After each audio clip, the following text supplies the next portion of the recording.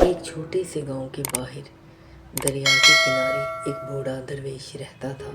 اس کی آنکھوں میں عجیب سی روشنی تھی، جیسے وہ دنیا نہیں بلکہ دلوں کے اندر دیکھ رہا ہو۔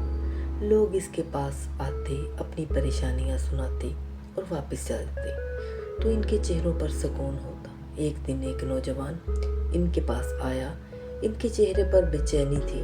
اس نے کہا، بابا جی، دل کو سکون نہیں ملتا، نماز بھی پڑھتا ہوں، کام بھی کرتا ہوں، مگر اندر خالی ہے۔ درویش مسکرایا، اسے دریا کے کنارے لے گیا۔ شام کا وقت تھا، سورج ڈوب رہا تھا اور پانی سنہری روشنی سے چمک رہا تھا۔ درویش نے کہا، بیٹا، جب انسان صرف جسم کی آواز سنتا ہے تو روح خاموش ہو جاتی ہے، اور جب روح خاموش ہو جائے تو زندگی شور بن جاتی ہے۔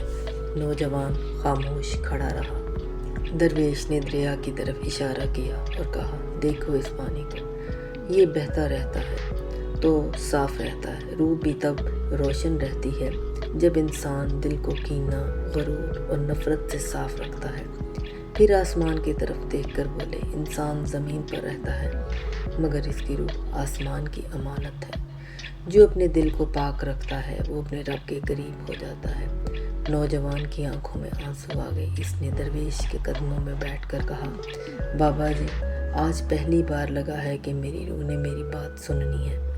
درویش نے مسکرا کر کہا، روح ہمیشہ سنتی ہے، مسئلہ یہ ہے کہ انسان دنیا کے شور میں اسے سن نہیں پاتا۔